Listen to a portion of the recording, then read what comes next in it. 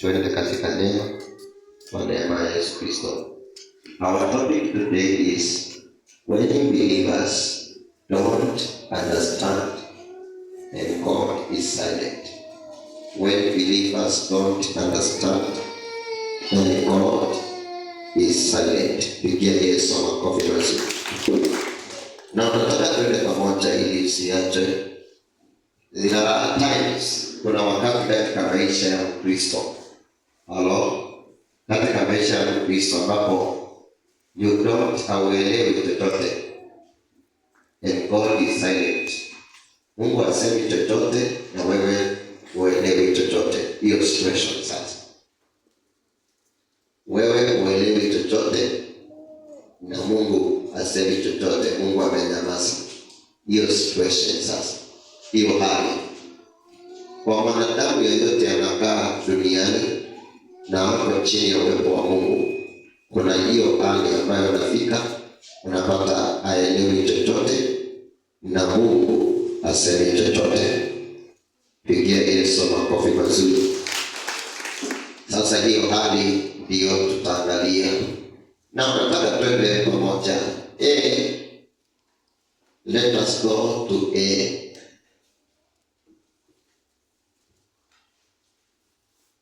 You can write properly, ndio tuende mbele.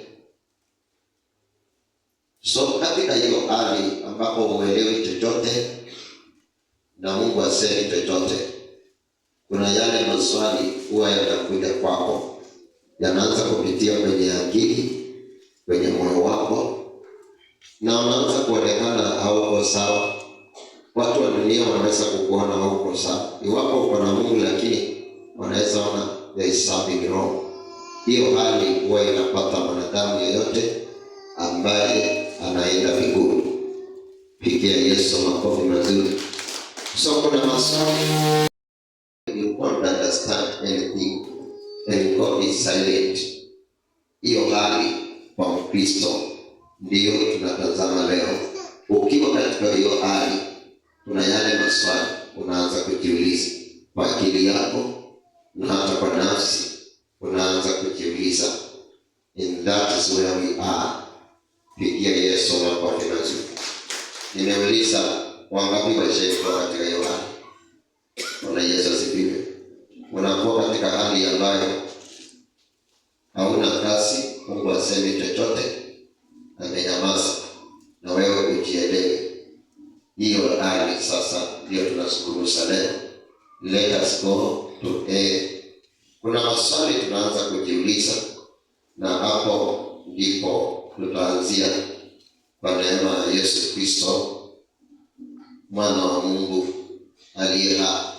Swali la kwanza ile tunatazama ni pale, why doesn't God listen? Why doesn't God listen? Why doesn't God listen? Hiyo ndio swali tunaanza kujiuliza.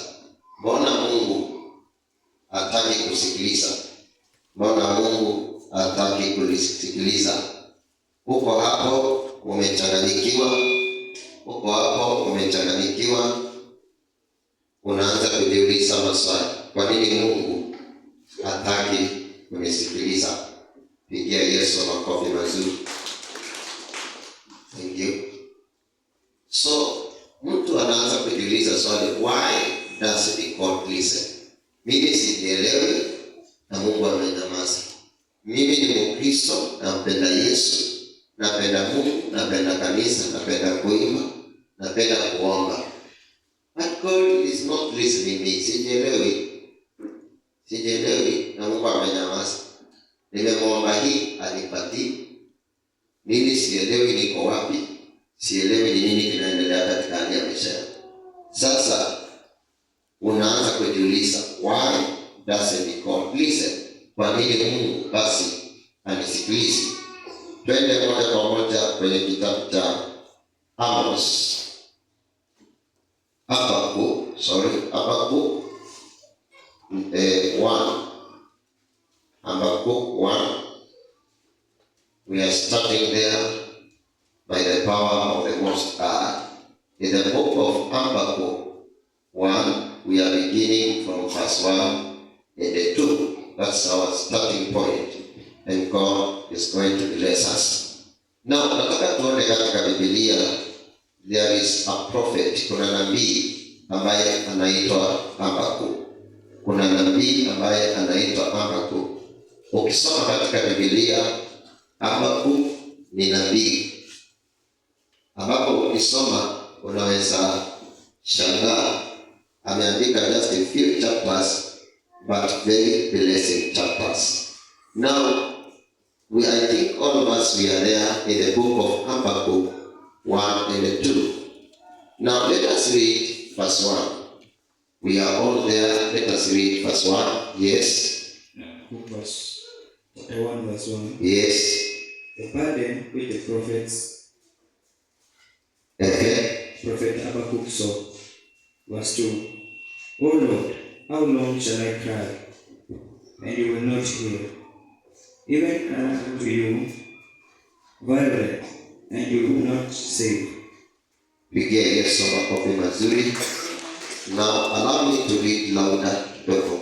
Allow me to read louder kila mtu asikie. Ezekiel Biblia inasema verse 1, the burden which the prophet Habakkuk saw. Verse 2, O Lord, how long shall I cry, and you will not hear? Even cry out to you violence, and you will not save. Pigia Yesu makofi mazuri.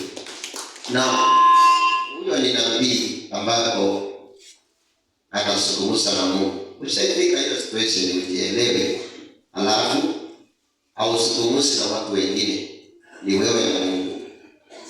Hakuna rafiki yako, hakuna watu wa nyumbani, hakuna baba mzazi wala mama mzazi, hakuna mzee wala bibi, hakuna watoto. Ni wewe binafsi.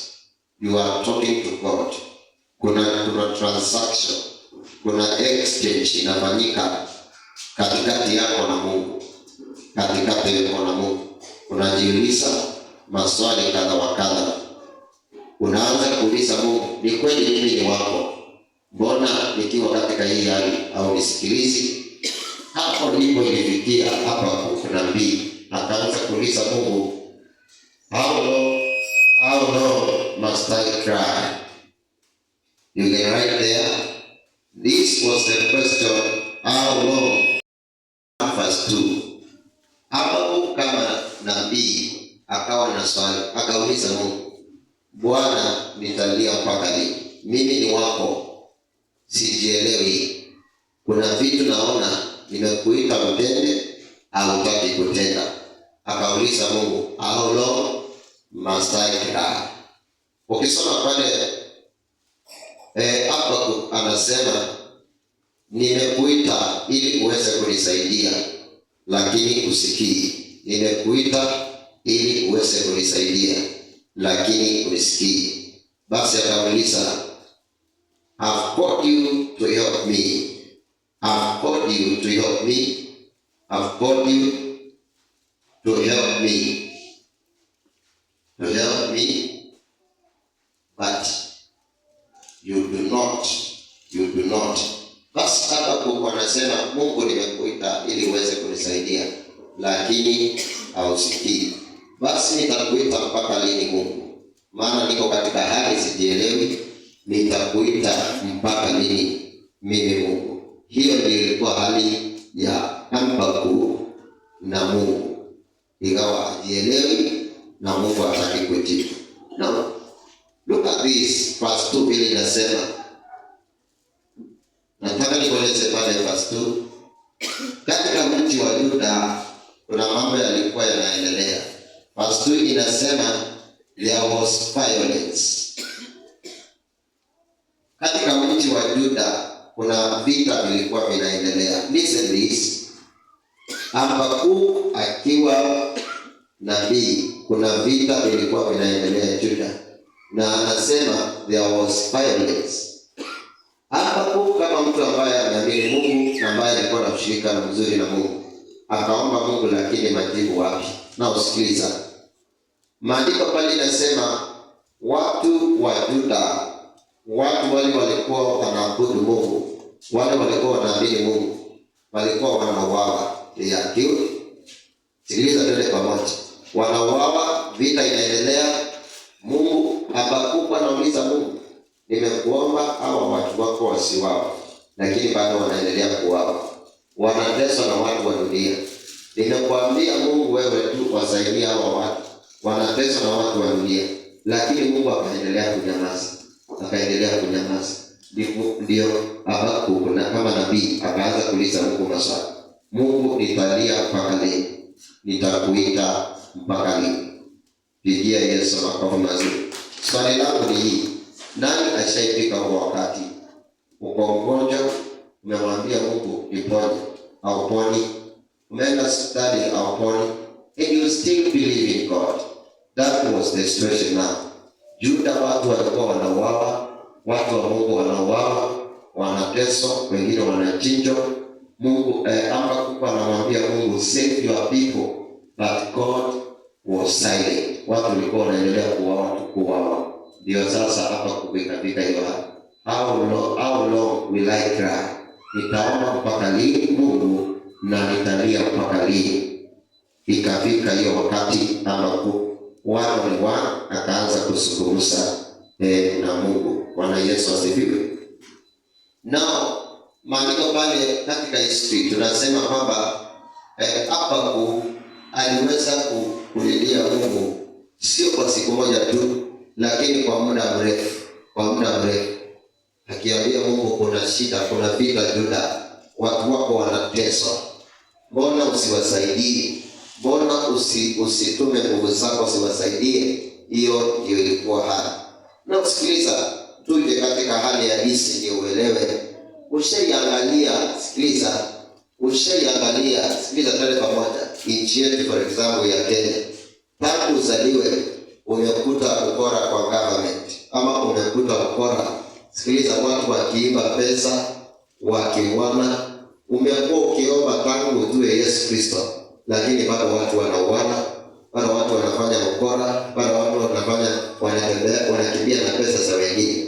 Na ukajiuliza, kwani Mungu amenyamaza asikii hao? Ni ukisoma Biblia unaona manabii waliwaambia nchi yao, walitabiri nchi yao, lakini wewe hiyo hali imekupata. Unaona, unajaribu kutabiri, nothing happens. Unajaribu kuomba Mungu na kumlilia, nothing happens, na inafika hiyo hali. Pigia Yesu makofi mazuri. Na usikiliza, wale ambao mlipiga kura pengine mwaka wa 07 mpaka saa hii, mliambia Mungu hataki mauaji na hataki vita katika dunia yetu, lakini bado vita havikuisha. Vita viko. Tukaomba watu ambao wanatuongoza wasikizane, lakini bado hawasikizani. Hizo vitu siko. Sasa Habakuku walipitia hiyo hali. Watu wanauana katika ile eneo ama nchi alikuwa anakaa. Anaomba Mungu, lakini Mungu bado amenyamaza. Hiyo hali ndio walipitia mpaka akamwambia Mungu, why are you not listening? Pigia Yesu makofi mazuri. Na usikiliza, ushaienda mahali ukaandikwa kazi, unafanya ile kazi pale vizuri, lakini ukamwomba Mungu, sikiliza, ili bosi wako akulipange kwa wakati. Bila unamwomba Mungu, bado ndivyo hata bosi wako anakuwa na kichwa, hataki kukulipa wakati. Na unajiuliza, mbona wewe unaabudu Mungu mwenye uhai? Mbona Mungu asikujibu? Mbona Mungu asikutetee? Mbona Mungu asilete jawabu? Pigia Yesu makofi mazuri. Ushaiona, sikiliza twende pamoja. Ushaiona kwamba you are faithful to God?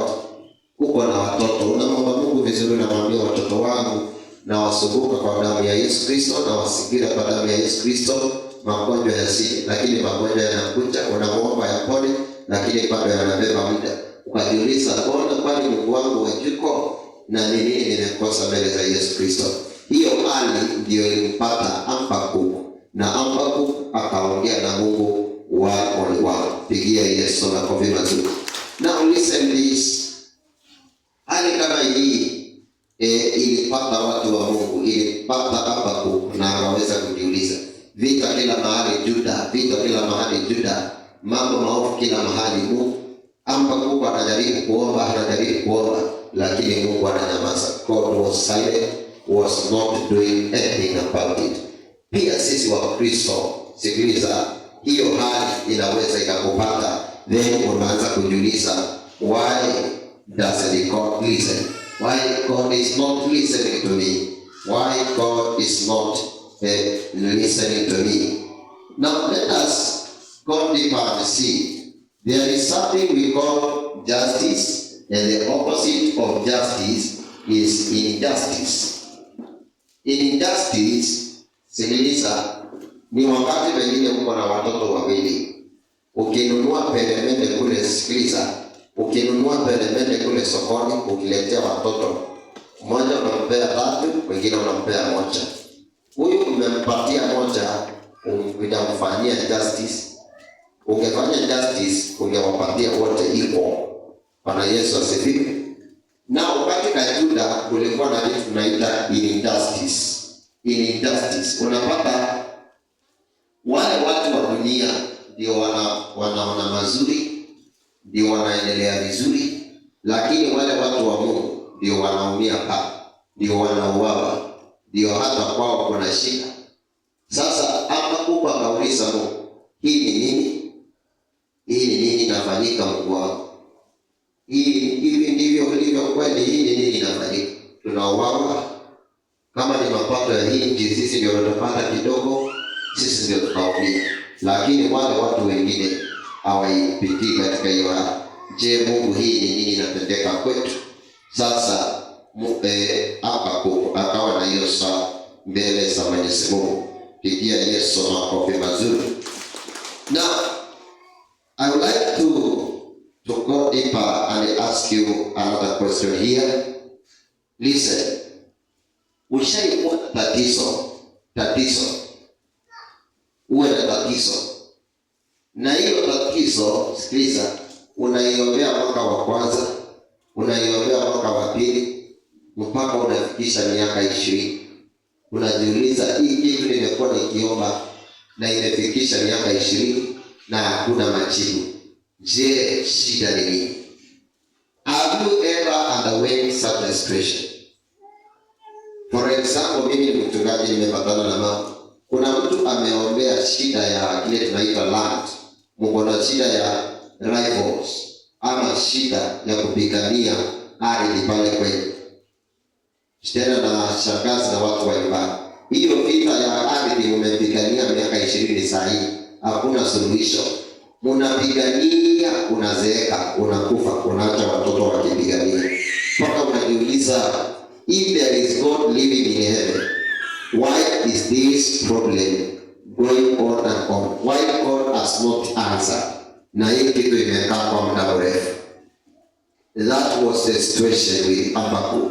Habakkuk was a good prophet, an obedient prophet to God. Lakini vile vitu vilikuwa vinafanyika, alikujiuliza, mbona Mungu hataki kujibu hiyo situation? Ushaizaa mtoto ukamwombea, lakini hakuna mabadiliko.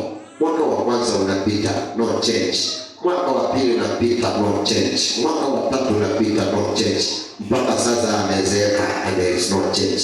Mpaka unakaa chini unajiuliza, if there is God, why things are not changing? Pigia Yesu makofi mazuri. This was situation to Habakkuk. Basi mambo haya yanapata Wakristo, yanapata waumini, wanaanza kujiuliza, ni vile mtu ananipatia imani, ananipatia hope, matumaini, hakuamini lolote, lakini ndani ya moyo wake na katika mawazo anaweza akawa anajiuliza mambo kama haya. Now listen this. It is very true from the Bible. It is very true from the Spirit of the Lord. As we can talk today that Habakkuk was a true prophet of God. Alikuwa nabii wa kweli wa Mungu, lakini mambo haya yalitendeka kwake.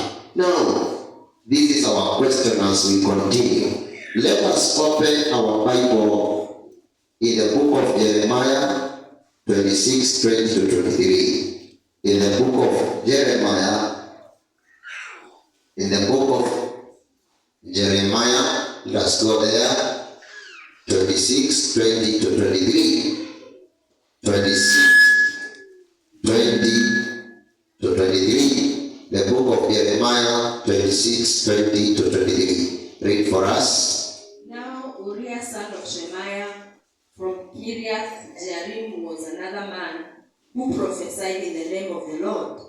He prophesied the same things against this city and this land as Jeremiah did. Next verse. When King Joachim and all his officers and officials heard his words, the king sought to put him to death. But Uriah heard of it and fled in fear to Egypt. Next verse. King Joachim, however, sent Elnathan, son of Akbor, to Egypt, along with some other men.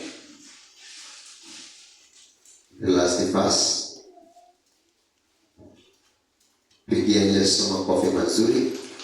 They brought Uriah out of Egypt and took him to King Joachim, who had him struck down with a sword, and his body thrown into the burial place of the common people. It is very sad. Maandiko yanasema there is king. Ukisoma pale King Jehoiakim. There is King Jehoiakim, mfalme. Kisoma pale there is King Jehoiakim. Maandiko yanasema he killed God prophets. Aliua manabii wa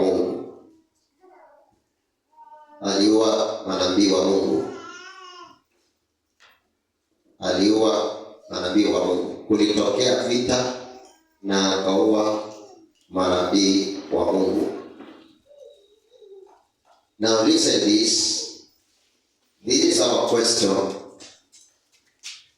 Ikiwa Mungu anamtetea mwanadamu, ikiwa Mungu anamtetea yule ambaye anakaa na yeye na yule anamtii, mbona aliruhusu vita vikafanyika? Na aliporuhusu vita vikafanyika, mfalme Jehoiakim akaua manabii wa Mungu na akawatupa, bado Mungu akiwa. Bwana Yesu asifiwe. I think we are moving together. Habakkuk aliona katika Juda watu wa Mungu wakiuawa. Now listen, the same thing in the book of Jeremiah. There are good prophets of God, na wanauawa bado Mungu akiwa kwenye kiti cha enzi. Sikiliza, ukisoma pale maandiko inapeana a very sad story. The men of God, the people of God, the prophets of God waliuawa na tena wakatupwa, and God was there. They believed in God, waliamini Mungu, lakini vita vikatokea. King Joachim akawatafuta na akawaua. This is our question.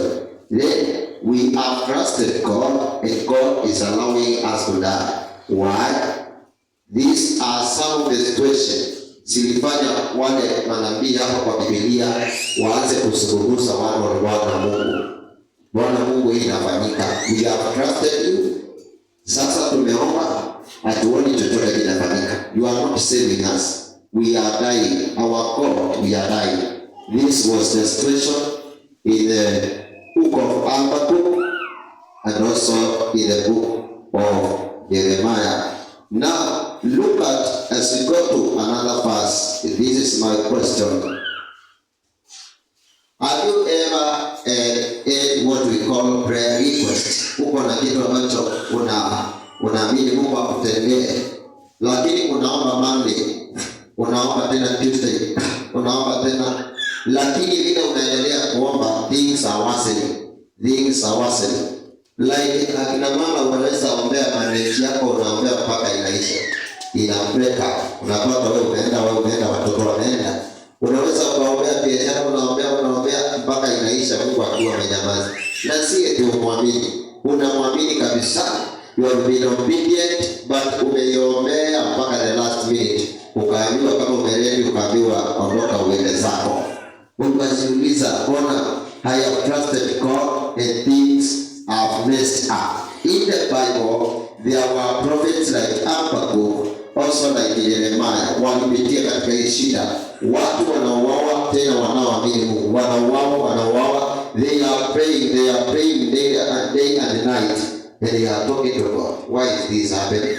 They are asking question before the Lord. Why is this happening? And the people of God are still dying. Basi sisi kama Wakristo ni vile watu wasemaji, na ni vile tunasemanga moyo uko na siri kubwa. Katika watu, katika Wakristo, katika wachungaji wanaweza kuwa na hii siri katika moyo wao. Na niko na swali kabla tuendelee sana. Watu wanaona wakati unapitia hiyo hali, unaona ni kama ni wewe unapitia hiyo hali peke yako. Nabii wa Mungu Habakkuk alipitia, Jeremiah alipitia.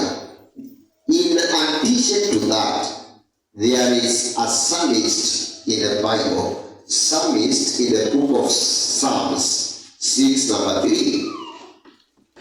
6:3. In the let's look at psalmist ni mtu ambaye ni mwimbaji.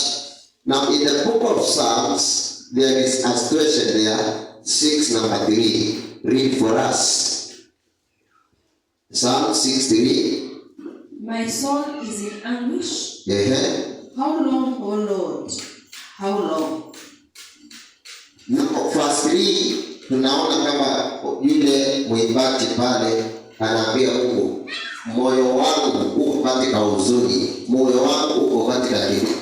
How long? Mungu utakaa mpaka lini? Utajibu lini Mungu? Because my soul, nafsi yangu inateseka. Nimeomba majibu sijapati. How long will I wait, my Lord? So look at this situation. These are two believers. Habakkuk is a true believer. Jeremiah is a true believer to God. Psalmist is also a true believer. But alipitia katika hali ambayo alimuomba Mungu, sasa hakuna majibu. God is silent, nothing is going on. He is wondering what is happening. Is there a living God who can answer me? The same book, Psalms 13. Psalms 13, 1 and 2.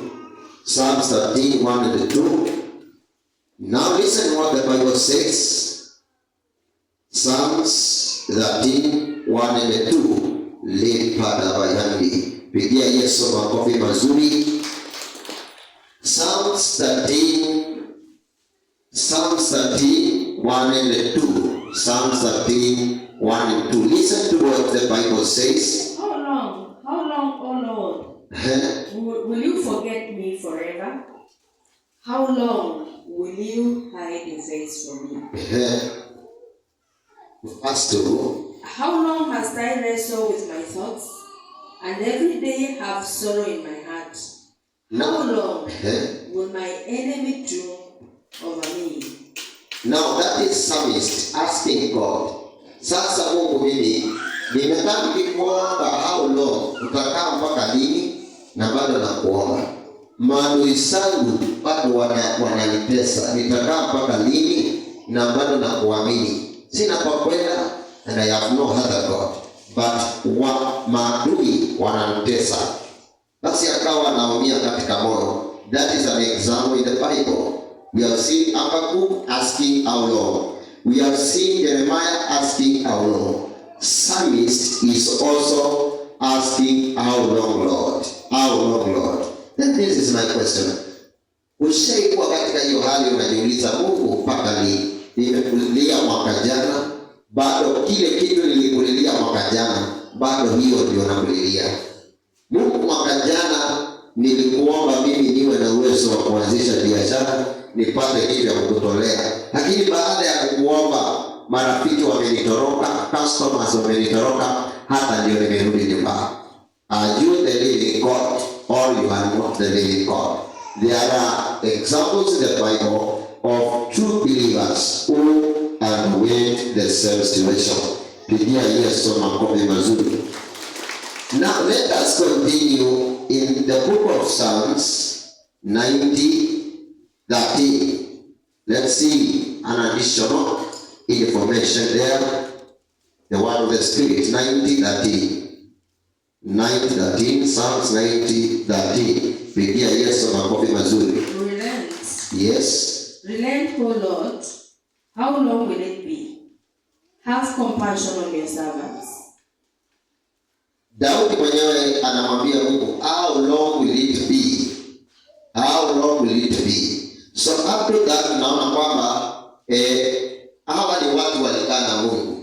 Hawa ni watu walimwamini Mungu. Ni watu walitafuta nafasi kumtafuta uso wa Mungu. But they are in this question. Maadui wanawatesa, nchi inawatesa. Lakini sasa wakaanza kujiuliza, how long? How long? How long? How long? How long? Salimia mwenzako mwambie, listen the voice of the Lord.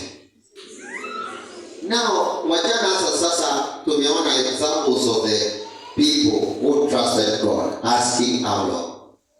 Pia malaika pia waliuliza how long. In the book of Zechariah 1:12. Zechariah 1:12. Let's see an example of angel.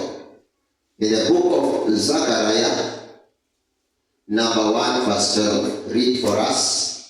Zechariah 1:12. Na sikiliza vile Biblia inasema, kuna malaika ambao walikuwa katika hii hali. This is an angel. Huyu ni malaika. Sasa hapo chini ya Mungu, Muumba. Hapo chini ya Mungu Muumba aliumba watu, kaumba dunia na kila kitu. Lakini bado kuna kitu huyo malaika anajiuliza. Yes. Then the angel of the Lord said. The angel of the Lord said, Lord Almighty. Lord Almighty. How long will you withhold mercy? How long will you withhold mercy? From Jerusalem and from the towns of Judah. From Jerusalem and the towns of Judah. I wish you to somea Kiswahili, sikiliza. Which have been angry. With these 70 years. Imefika hapo. Kiswahili. Ndipo yule malaika wa Bwana akajibu akasema, Bwana wa majeshi, hata lini ukakataa kurehemu Yerusalemu na miji ya Juda iliyoikasirikia miaka hii 70? Ulioikasirikia miaka 70. Pigia Yesu makofi mazuri. Na huyu ni malaika ambapo anauliza Mungu, how long? How long? Sasa tumeona Habakkuk kama nabii anauliza Mungu how long, na vita vinaendelea, watu wako wanakufa, wanateswa na maadui. Daudi the psalmist is the same, how long? Maadui wamenifikia, wananitesa, how long now? Sasa isitoshe tunamwona malaika anauliza Mungu how long. Unaona katika Juda na Jerusalem watu katika miaka hii 70 watu wako katika, sikiliza, uofu umeingia. Basi how long will you withhold your mercy? Now this is our question. If people of God underwent this and the angels underwent this, then we belong to God. Where are we? Now we are moving on. Revelation 6:10. Revelation 6:10. Revelation 6:10. Maandiko yanasema nini? Revelation 6:10.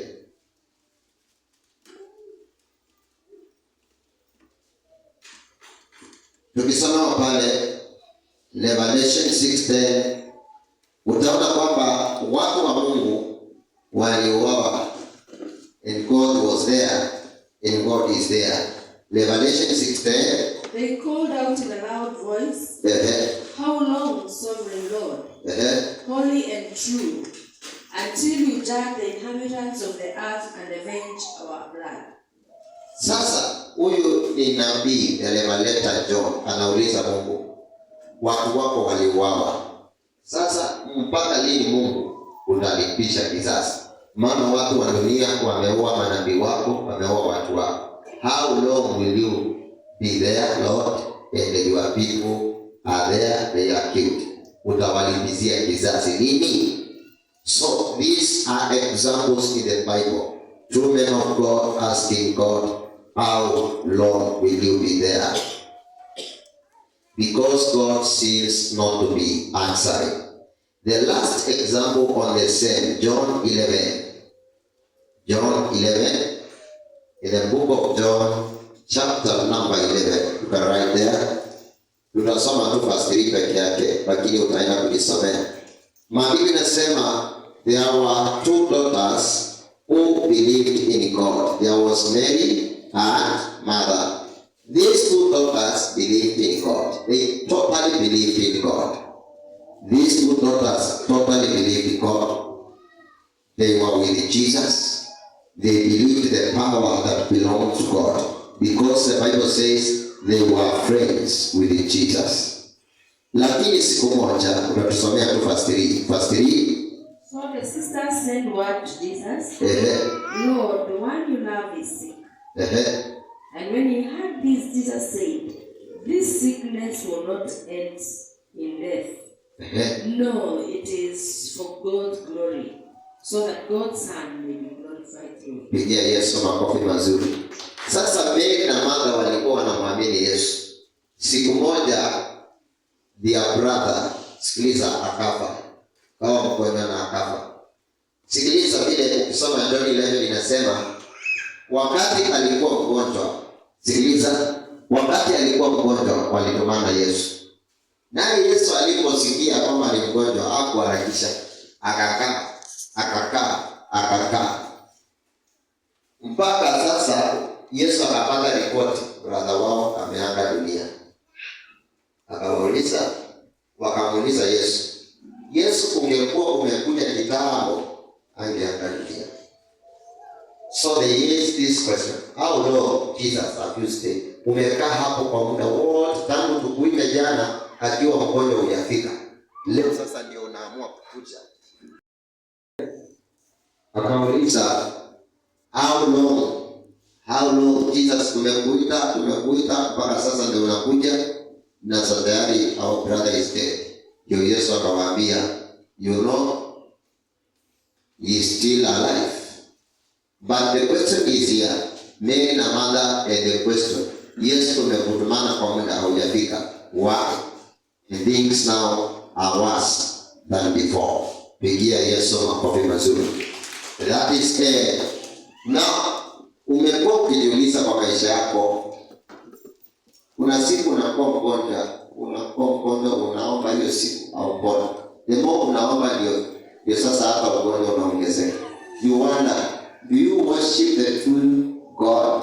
Do you believe Jesus who is living or not living? Unaanza kujiuliza maswali. You are not the first one. There were people in the Bible who had such question. Pigia Yesu makofi mazuri. Now let us go to B and see what the Bible says. The second question is, why doesn't God do something?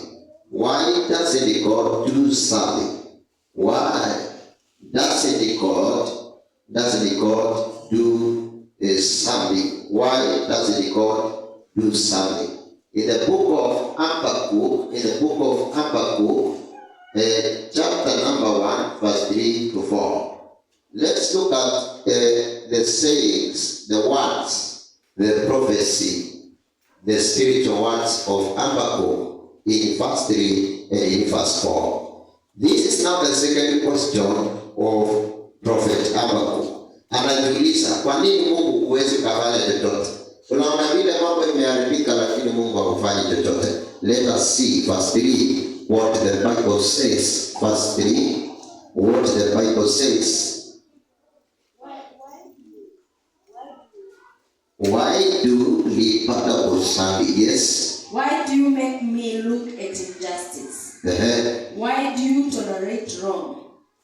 Destruction and violence are before me. There is strife and conflict abounds. Verse 4. Therefore the law is paralyzed and justice never prevails. The wicked hem in the righteous, so that justice is perverted. Pigia Yesu makofi mazuri. Na wangapi tuko pamoja mpaka pale? Swali la pili akauliza Mungu, why doesn't God do something? Mungu mbona ufanye chochote? Unaona kwamba watu wako wanafanyiwa kile tunaita bias.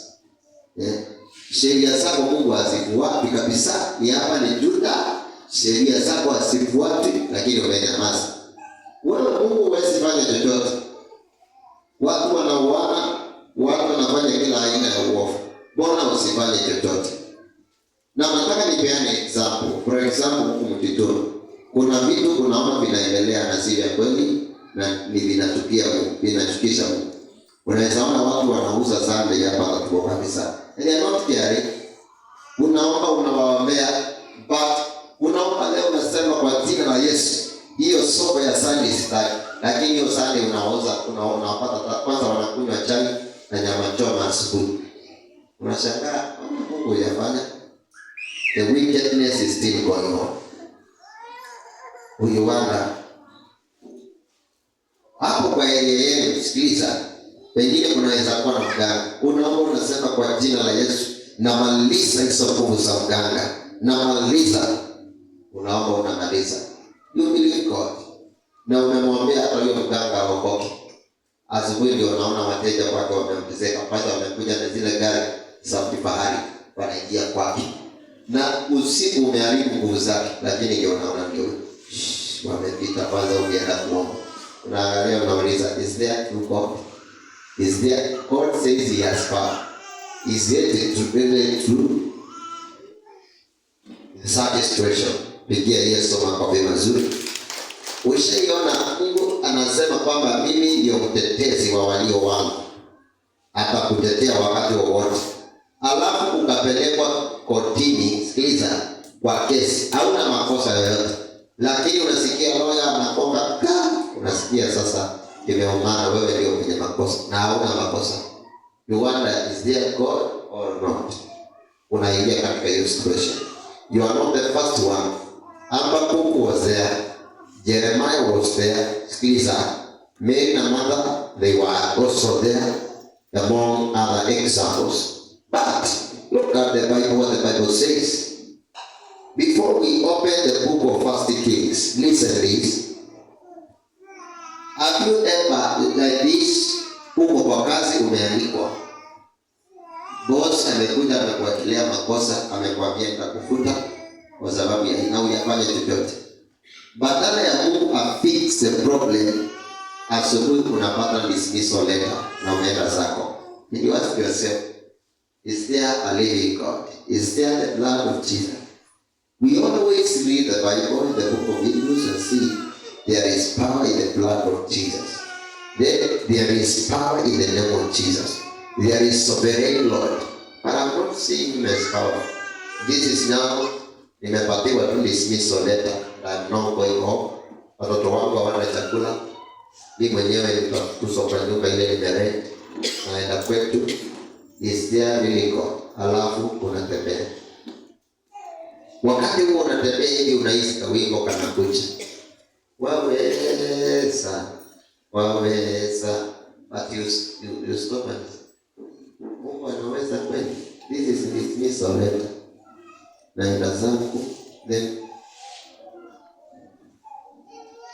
Mungu wangu najua sababu kwa nini unachange wimbo. Maana hiyo waweza unaona ni kama haina solution. Those are some of the things, not you only, but also the former prophets underwent. Now look at this. How many hear about famous prophet in the Bible? That is Elijah.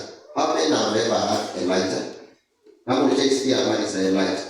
Unajua nini kuhusu Elijah? Elijah alifufua, si ndio? Unajua nini kuhusu Elijah? Aliua manabii wa uongo, the Baal prophets, si ndio? 450 of them wote wakafa, si ndio? Aliita moto kutoka mbinguni ukashuka. Pia alifanya nini kwa mvua? Alitabiria mvua ikakosa kunyesha, si ndio? But look at in the book of 1 Kings 9 verse 10. 1 Kings 9 verse 10. Look at what the Bible says. Lipatabayandi. 1 Kings 9 verse 10. Nabii yule anasema pale 10, tukisomewa anasema watu wa Israeli wameacha agano la Yesu. The people of Israel, one, they have forsaken the covenant.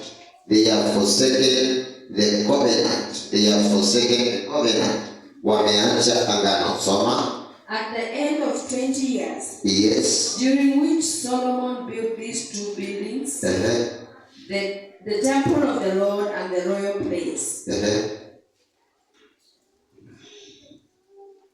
King Solomon gave 20 towns in Galilee to Hiram, king of Tyre, because Hiram had supplied him with all the cedar and all the pine and gold he wanted. Pigia Yesu makofi mazuri. And Hiram, on our Tuko hapo 1 Kings 11. 1 Kings 9 verse 10. So tumesoma 10 na 11. Yes, soma 10, rudia 10 peke yake. At the end of the 20 years, during which Solomon built these two buildings, the temple of the Lord and the royal place, King Solomon gave 20 towns in Galilee to Hiram, king of Tyre. Pigia Yesu makofi mazuri. Nikipenda tu nitakueleza tu, nisaidie na Biblia. Pigia Yesu makofi mazuri. Na mimi sisi wote tuko hapo ili tuweze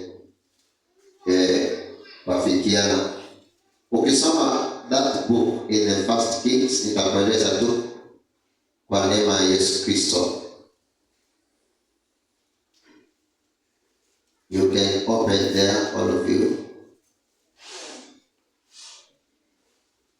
Tuko hapo na mimi tuko hapo sisi wote. 1 Kings 10. Say 9 verse 10. 9 verse 10.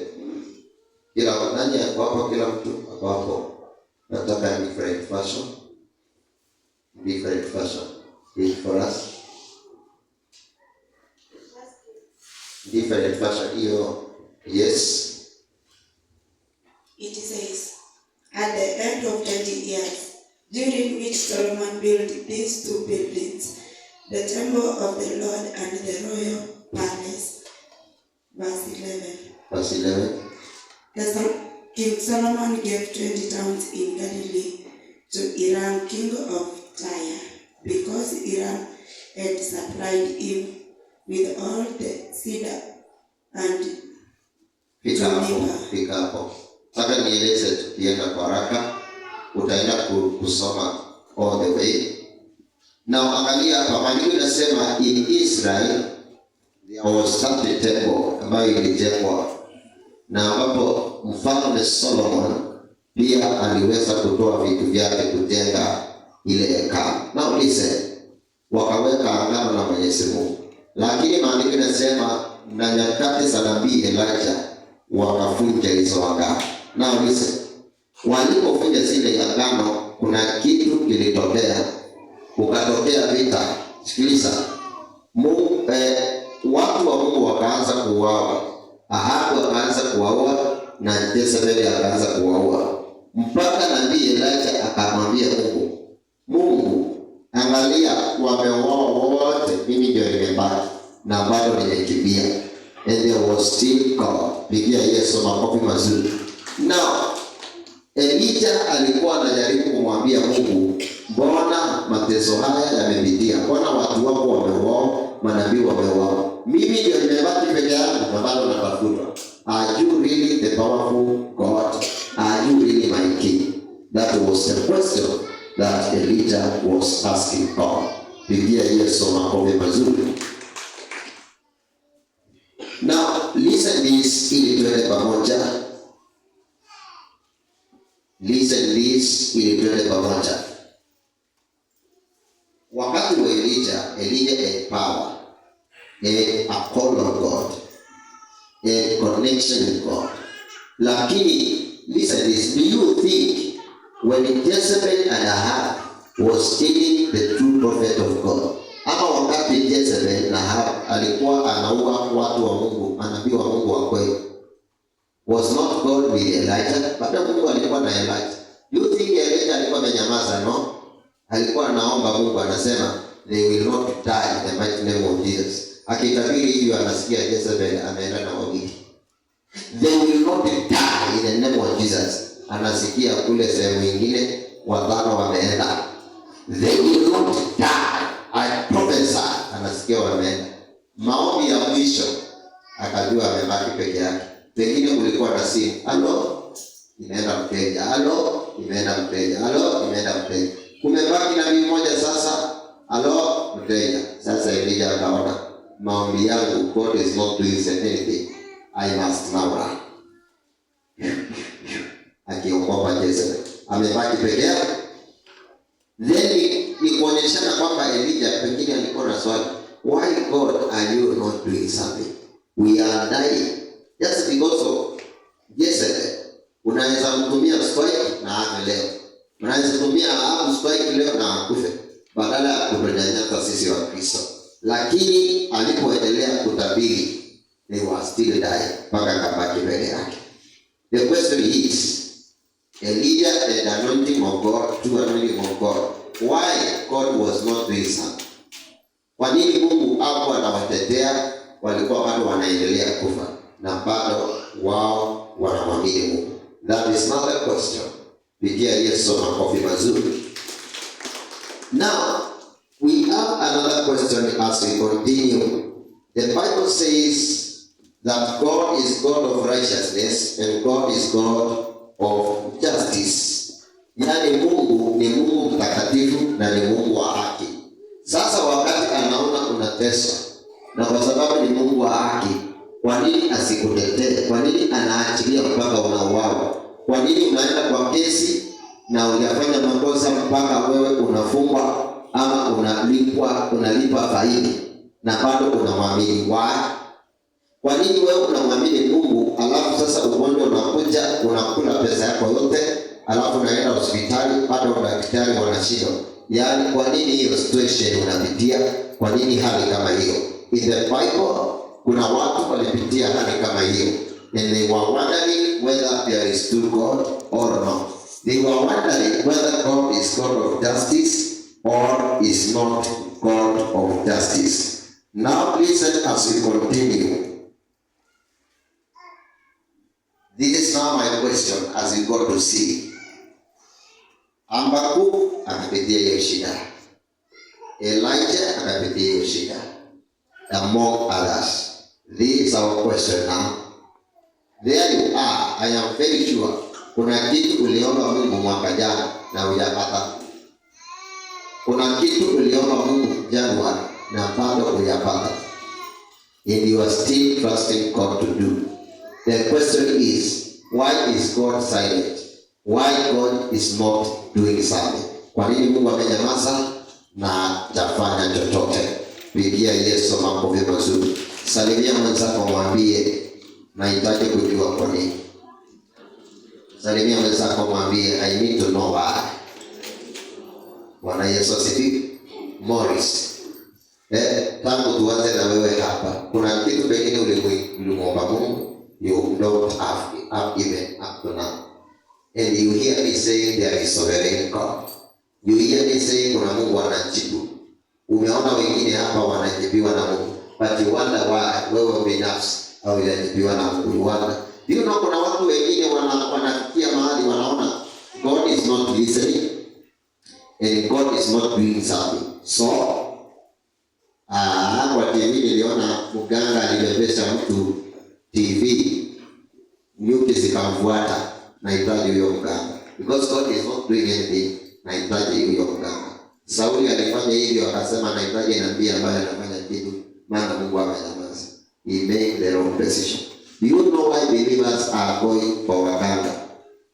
They need something to be done.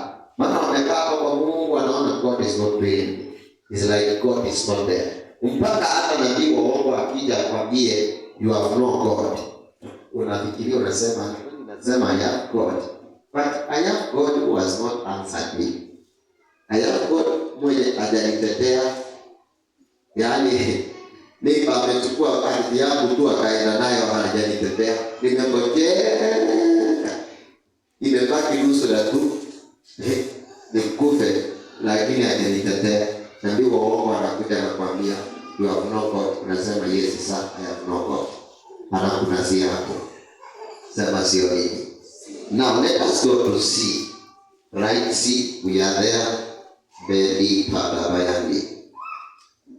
Why? Kwa nini unapitia hiyo? There is a solution here. God needs us to pray about our doubts towards Him.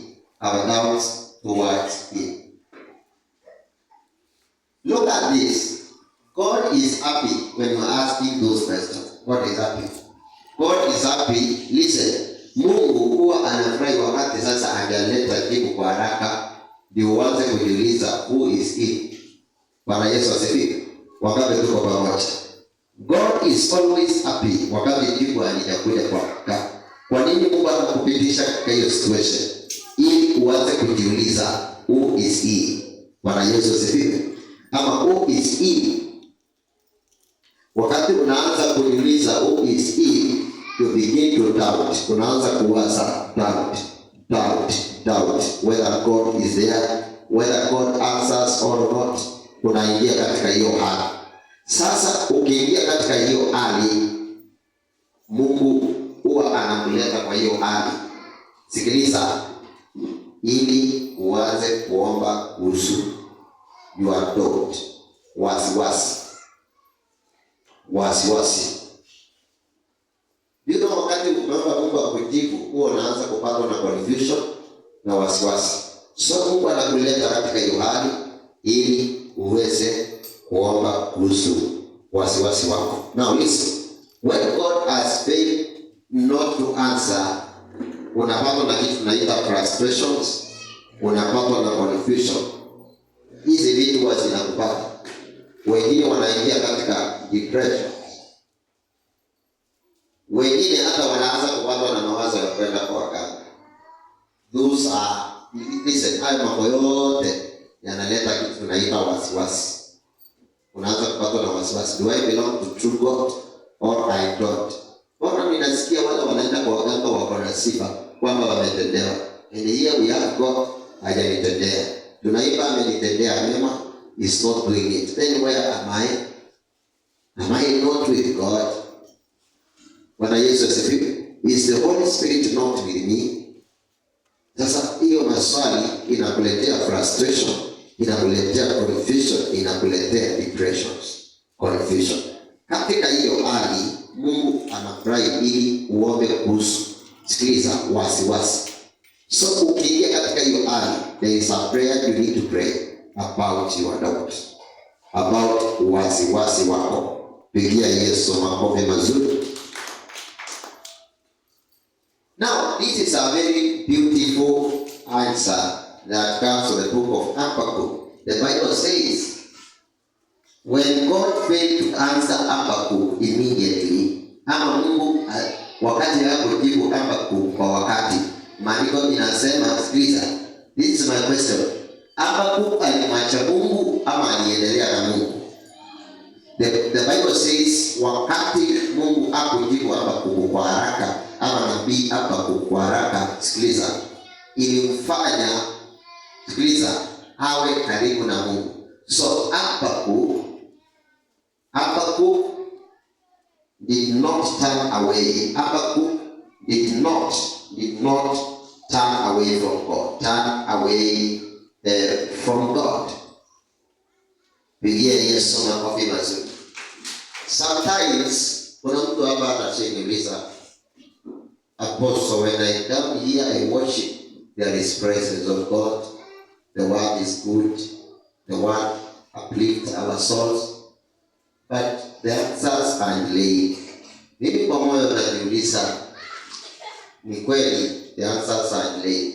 But can we really change our focus? Je, tunaweza badilisha vile Mungu anatenda kazi? Wakati wa Habakuku, Mungu alipotaka Habakuku awe karibu na yeye kabisa, alifanya majibu yakawie, yakaekae, ndio sasa awe karibu na yeye. Kwa hiyo maswali kama haya yalimpa nafasi Habakuku ili kuomba kuhusu wasiwasi wake ama confusion. Bwana Yesu asifiwe. Ndio baadaye lepata bayani kitabu cha Habakuku 1 verse 5. Sikiliza Habakuku 1 verse 5. Tukisoma pale maandiko yanasema maombi yale Habakuku alifanya na Mungu akakawia kujibu. Sikiliza, hakuondoka, lakini yalimleta karibu na Mungu. These kind of questions drew Habakuku closer to God. Sikiliza verse 5. Look at the nations and watch. Be utterly amazed, for I am going to do something in your days that you would not believe, even if you were told. Na ukisoma from verse 5 ukiteremka, maandiko yanasema sasa mambo ilipoumana, watu wanauawa, watu wa Mungu wanateswa. Sikiliza, watu wa Mungu pale.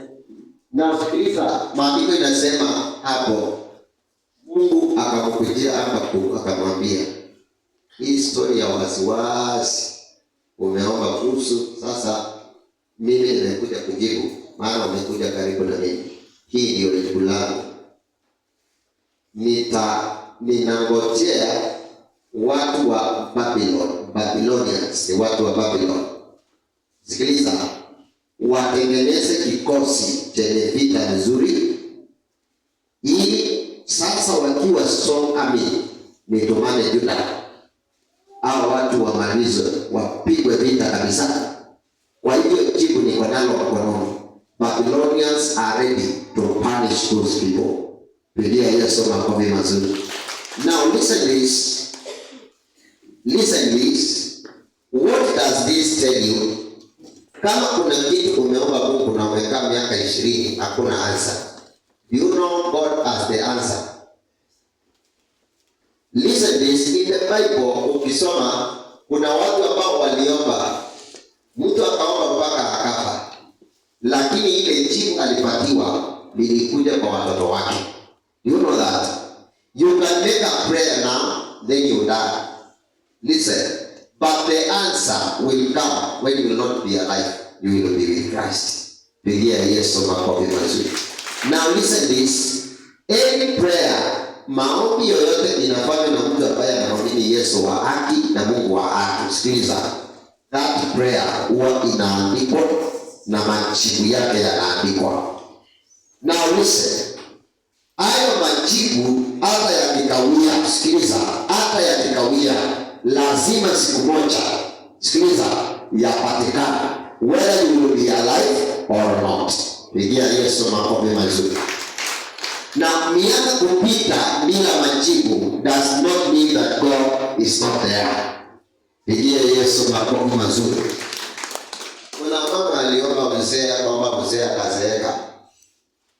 Alipokuwa ni mzee kabisa, mtoto wake msichana akapata mume. Malaika akamkujia akamwambia, yule mzee uliomba ni yule alipatiwa msichana wako. Makapi shakabayandi Masaya. Now listen this. There are sometimes the prayer you make, listen, the prayer you make, ile maombi unafanya, they are very dangerous because the answers are there. You know, mtu mchawi ama mganga anaweza kudharau, maana God anaona Mungu is silent, but the answers are there. When the answers begin to work, listen, the atmosphere and the things that you see, they change automatically. Pigia Yesu makofi mazuri. Now, is there any person in our midst who is confused? And you are there, you are confused whether God answers or not. I tell you, your confusion is makosa, but God answers are rare. I cannot see someone clapping, but this is God speaking to us. Your confusion is not the answer. Clear your confusion. Pray according to the Lord. not wasiwasi wako uone kuhusu, lakini Mungu majibu yake bado yako. Pigia Yesu makofi mazuri. Imagine Mungu alimwambia Ahabu na Jezebel akaua manabii wote, akabaki peke yake.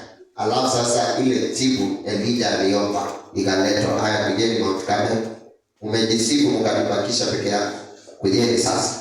450 wakaenda. The answer was given. This is very amazing. Very amazing.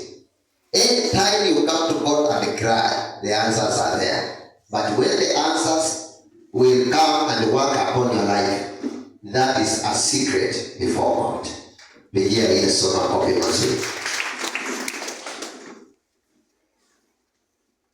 That's why kuna mtu katikati ya wiki alikuja akaniambia watu wameisha kanisani. When people go away, unasema watu wameisha kanisani. When they are not there with us. Yote sasa Mungu ile maombi ya watu waje kwake ndio sasa inaanza kujibiwa. Bwana Yesu asifiwe. That's why this is a true church of God, the true meeting place of God. And whether people agree or don't agree, the answer is yes. Pigia Yesu makofi mazuri. If you are not against God, can you clap for him?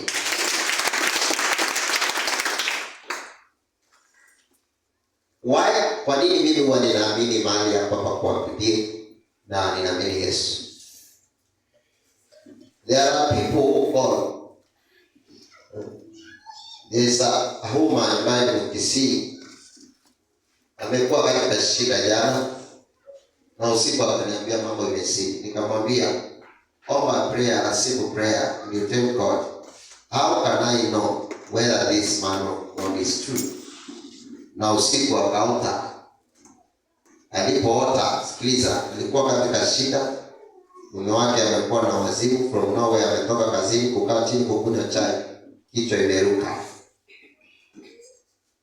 And early in the morning, sikiliza, nikamwambia tu apia Mungu, that man of God is true. Manaona kakimbia na njia kilomita 2 anguka kuamka akawa mtu normal. And that person doesn't know here. Then that is the God who can answer. Even when you are here, that is the same God who can answer. So majibu kukaa haimaanishi God is not ready to answer. God answered Habakkuk even if he stayed long. Pigia Yesu makofi mazuri.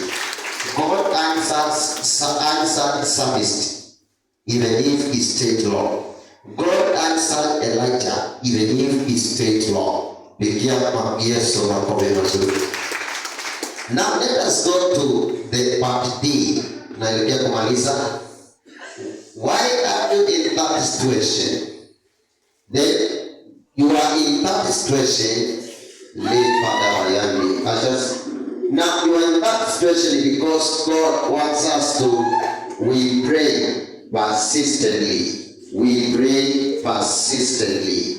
We pray persistently. You are in that situation kwa sababu Mungu anahitaji uombe bila kuacha. Now listen this. Very important. I want us to read 2 to 3 verses. Then I will explain as we continue. You know, persistently ni kuomba bila kuacha. What we call not to give up. Not to give up. Not to give up. Not to surrender. Now listen. Nampenda Habakkuk. Mungu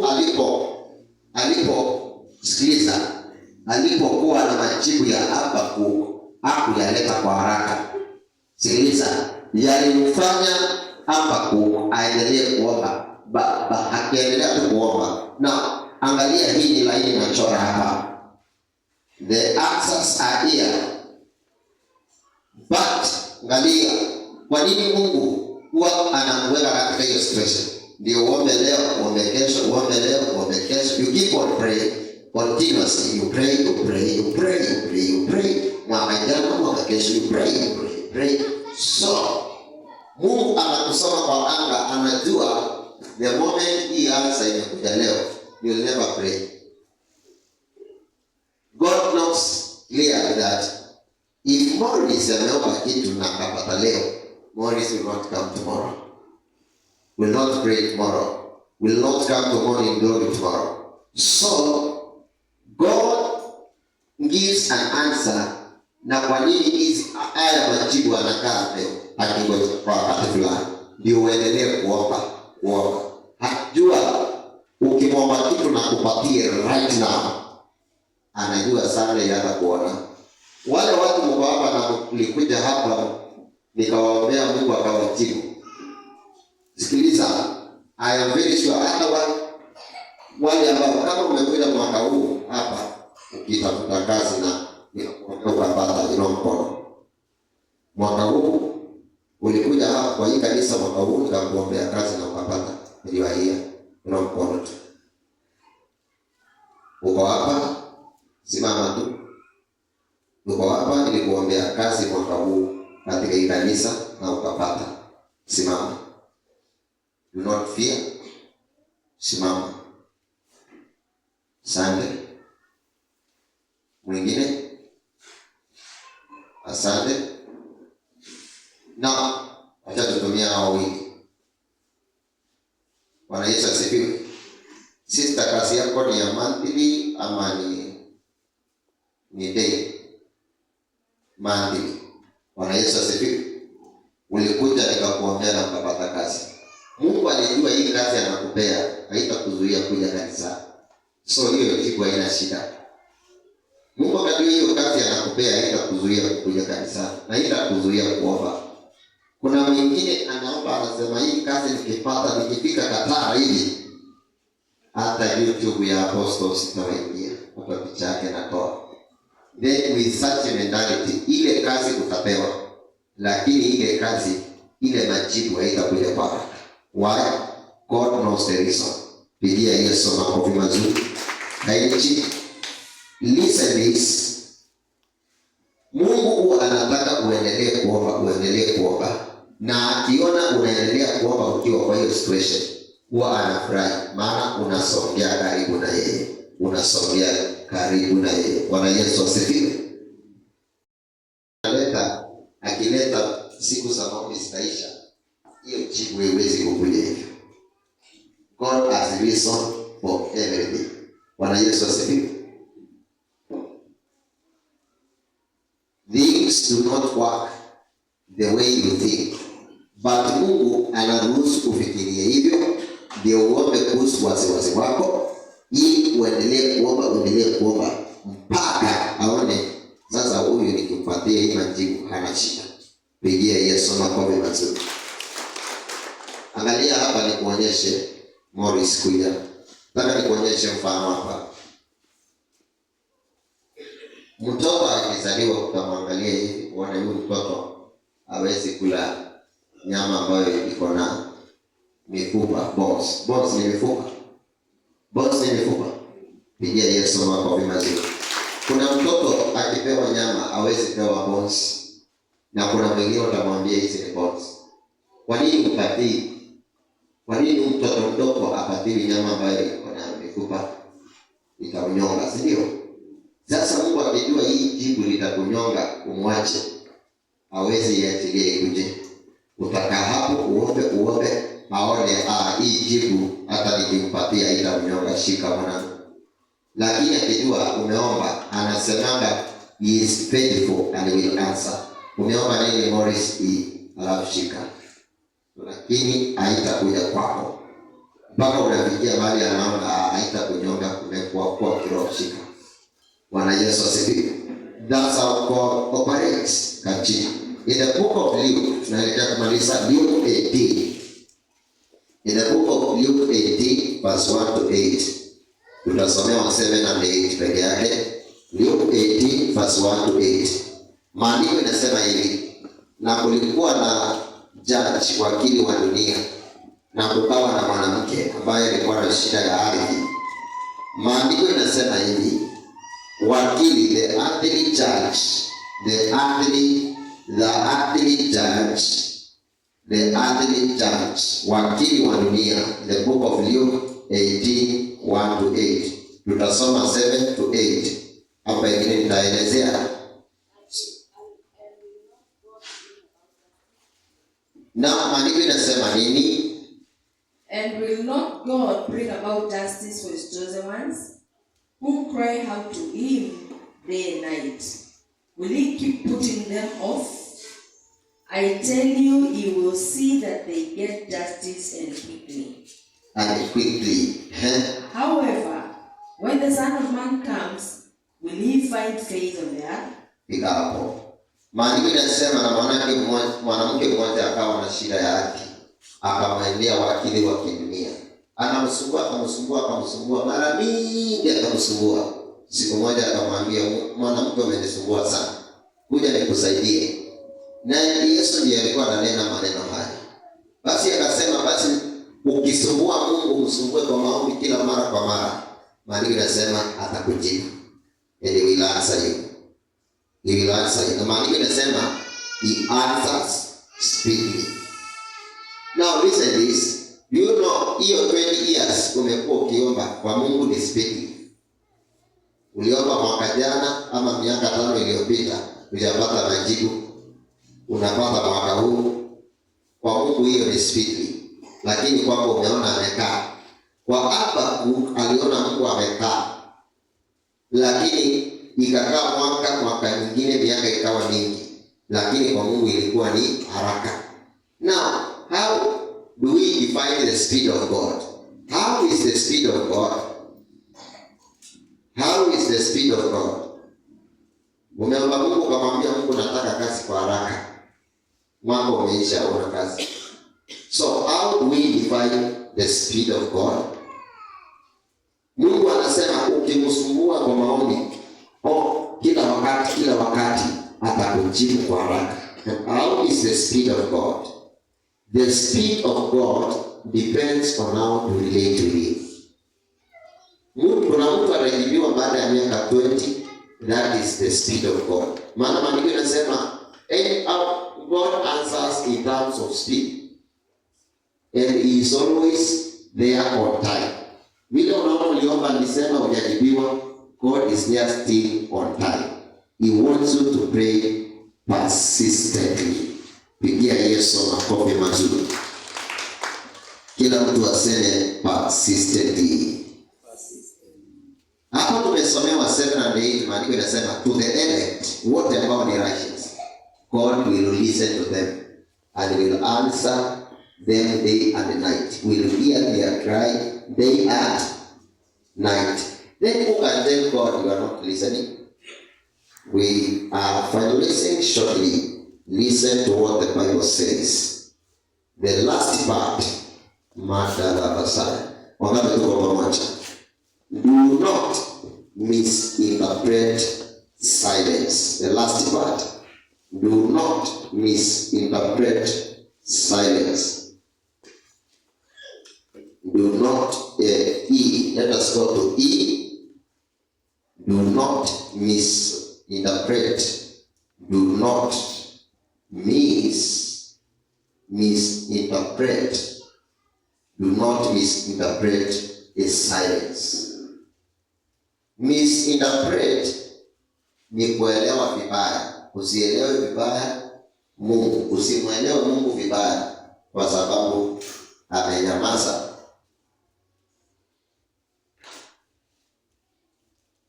Usimwelewe Mungu vibaya wakati amenyamaza. There are people who misinterpret God's silence. Kuna watu wanaelewa Mungu vibaya wakati wamemwambia Mungu, this is my daughter, he is sick, apone leo, alafu akose kupona. Kesho, apone, hajapona.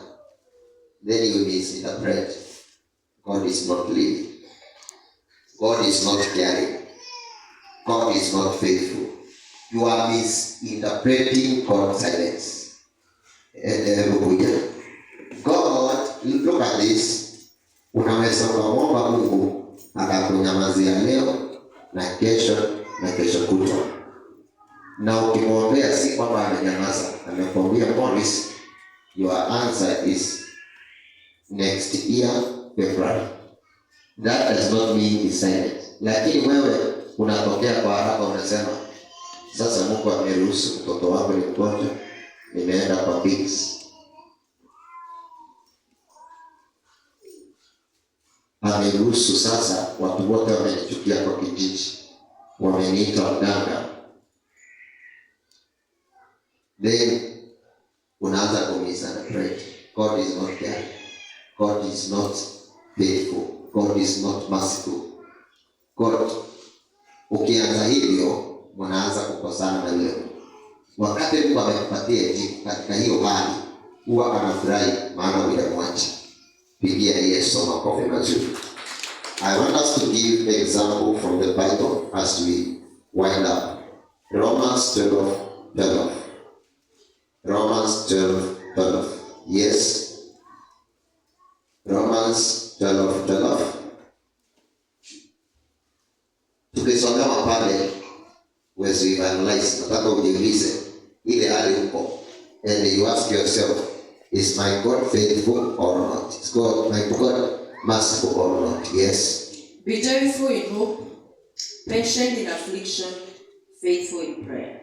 In Kiswahili, be joyful in hope, patient in affliction. Yes. Kwa kutumaini mkifurahia katika dhiki, mkisubiri katika kusali, mkidumu. Bwana Yesu asifiwe. Romans 12:12. This is a chosen man of God by the name Apostle Paul. Anasema muwe wavumilivu katika mateso. Be patient in affliction. Ni kweli Mungu anaona mtoto wako ni mgonjwa. Anaona hali ilivyo.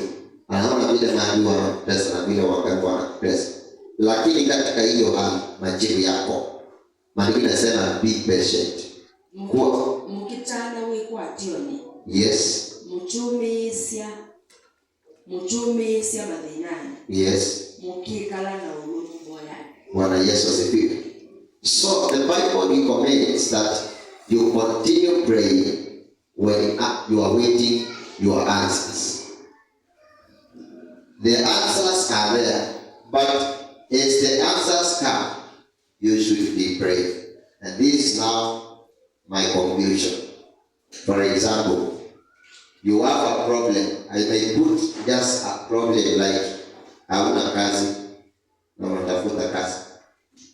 Umekuja even in Glory Monday umeomba kazi. Tuesday umeomba kazi.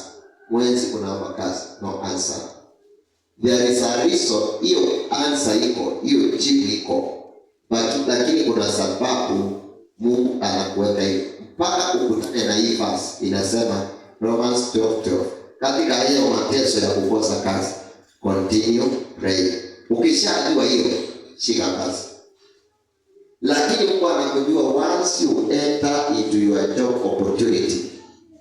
Kudumu katika maombi haiko. Ukitoka kazi, mawazo yako ni bosi amenitesa leo.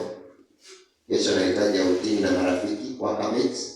So the program Mungu inaishia hapa. But when God discovers your act intention, it is a different story. Pigia Yesu makofi mazuri. Now listen, mimi sijaiombea mtu Mungu akakosa kumjibu. I remember personally kuna mtu niliombea nikiwa university third year. Kile nilimwombea amekipata Friday. That's all. Nilimwambia imetendeka. Amekuwa kijana pastor naona bado ile kitu ikujana. Ama wewe ni false prophet. So katika hiyo hali namuelewa. Lakini ile kitu aliomba Mungu akasema this is a man of God and I need this. All that alone you are amekipata wiki hii ambayo inaisha leo Friday. And this is my question. What if ukuje hapa ni kuombea na the moment umemaliza service umeanza kuwa na wasiwasi? Kuna kitu Mungu amenijibu. Nilikuwa hapo tu kucheza, hakuna kitu ime. Sasa where are you aiming to. From there you are ending to falsehood. Unaenda kwa uganga kama Sauli, ama unaenda kwa kunasa na watu wa dunia na vitu kama hizo. And that is not the way to go. Pigia Yesu wako vizuri. Now listen this. How many, wangapi wanaamini hata kile chochote ulimeomba ukiwa hapa? Wangapi wanaamini majibu yako? Kuna wale washapokea majibu, kuna wengine bado, kuna wengine tayari wanaendelea kupokea. Wangapi wanaamini majibu yako? Pigia Yesu makofi mazuri. Let me tell you one thing as we wind up. Ukiwa na hiyo kuamini, unaendelea kuomba kesha, kila wiki sasa na kila mara. Sikiliza, na hapa kuunganika na mimi, sikiliza. I tell you, in the mighty name of Jesus, the God you believe is living, sikiliza, and will show himself unto you that he is the living God. Pigia Yesu makofi mazuri. Nikiendelea kumaliza, I tell you, watu wote wanaohubiri pamoja na mimi, aidha kwa kwenda door to door, aidha kwa kuhudumia hapa, kwa kuimba, kwa kutoa vitu vyao, sikiliza, the Lord is with us. Mungu yuko pamoja nasi. Wale ambao ni wa shetani na uganga wao ndio wanaona ni kama Mungu hayuko. God is still there. Habakkuk and his people, God was there. Amos and his people, God was there. Paul and his people, God was. Prophet John and his people, God was there. Elijah and his people, God was there. No matter how people say their God cannot answer, God was with them. Pigia Yesu makofi mazuri. Nakumbuka mwaka jana kuna mtu mwingine hapa nilimwambia kapata kazi. Alipoenda kapatana na mtumishi mwingine akamwambia, hiyo kazi umepata pale, itaisha ukiendelea kukaa pale. Sasa akaenda akaanza kutoa fungu la 10 matoleo yake. Sasa hii kazi imeisha. Ananiambia mahali nilienda kuingia naombewa kazi sipati. Basi nimekaukiwa, naomba nirudi huko niombe msamaha. Nikamwambia kuniomba msamaha haina suluhisho. Ni uombe Mungu wako msamaha. Hata wengine wanakuja hapa wananiambia, basi unajua nilipata kazi. Hii mimi ndio natakuja kuweka hii madhabahu, mimi naweka pale cement, naweka ngoja hapa. Halo, unaweza kutusaidia kununua papi kitu gani? Pesa ni yangu. Sasa hiyo narudi nyuma. Pigia Yesu makofi mazuri. Listen this. If you believe that God is sovereign, is powerful, we call you. If you believe the answers for what you pray while you are here are there, we call you. Inua tu mikono yako yote mbili. Nataka kunena matamshi haya. God in heaven, God who is within us in form of Spirit of God. Hawa watu wameinua mikono kuamini. Ninaomba kwa jina la Yesu Kristo, nguvu zako na wingu lako la majibu. Oh Lord, I feel the presence of the Lord. There is someone being touched by God. Mala baba. Namuona mtu mwingine, mama ambaye anaumia katika ugonjwa. That answer is released and God is confirming to me. Mala ushini wa mikono yako tu. I can see the glory of the Lord. I can see the presence of the Lord. La barabariandi li keteli balabasandi li mama sharaba. Inua tu mikono yako.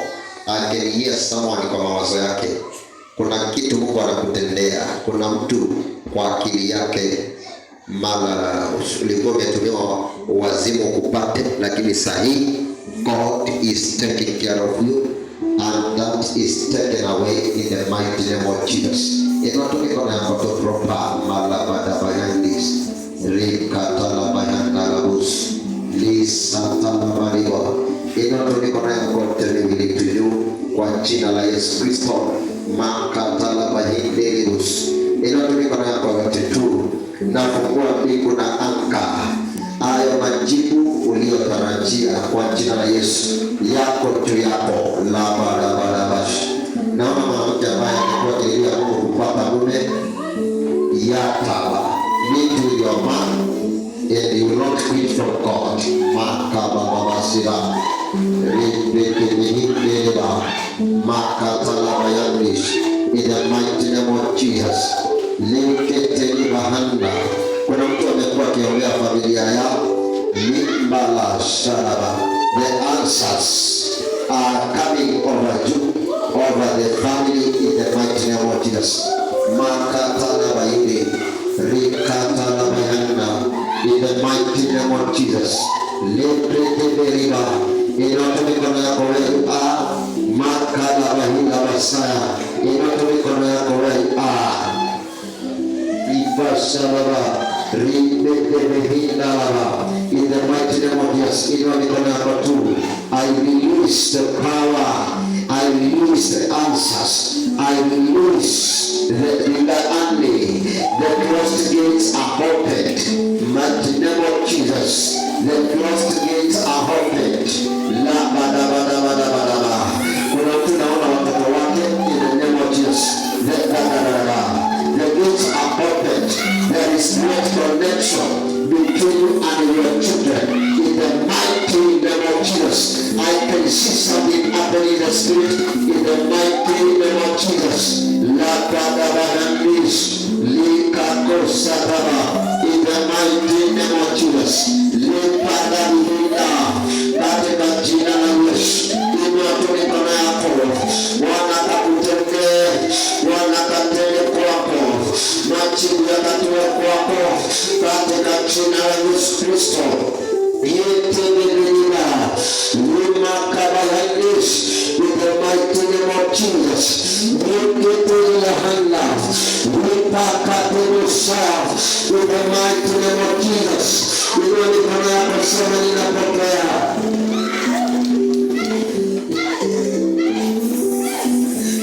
Ripadabahandis, in the mighty name of Jesus. Nikakakabayanda, inaonekana yako tutu. Mighty presence of God, mighty presence of God, all over where you are, all over where you step, in the mighty name of Jesus. Those troubles are powerless. Those questions are powerless. That kind of doubt are powerless. In the mighty name of Jesus.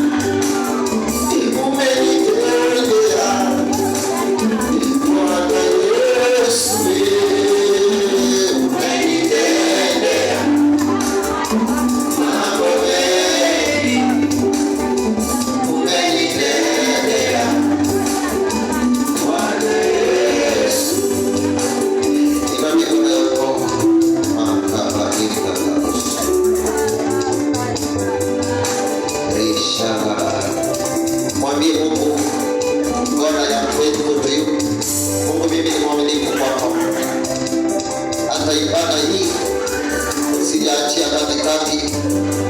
Mwambie Mungu, mimi ni mwaminifu kwako, hata siwezi kwenda mpaka kumaliza. Angalia Mungu, mimi ni mwaminifu kwako.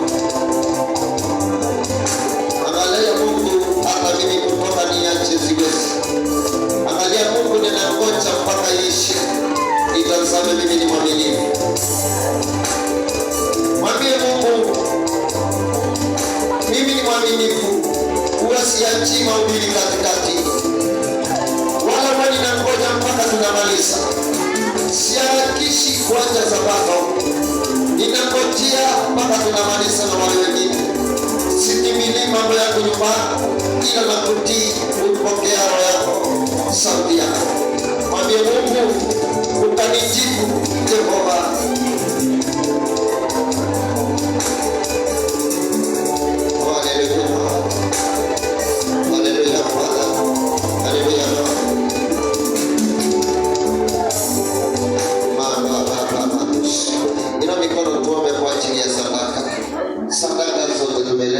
Mungu wa Israeli kasipokee, nasibariki na kuzinyunyizia damu ya Roho, Bwana Yesu Kristo iliyotiririka msalabani kwa ajili ya sisi wote. Kapokee kwa ajili ya huduma yako Mungu. Angalia hata wengine wanatoa na baki bila kwa ajili ya wahesabike mbinguni walivyosimama na Kristo yako, watetee kwa pamoja nao na kwa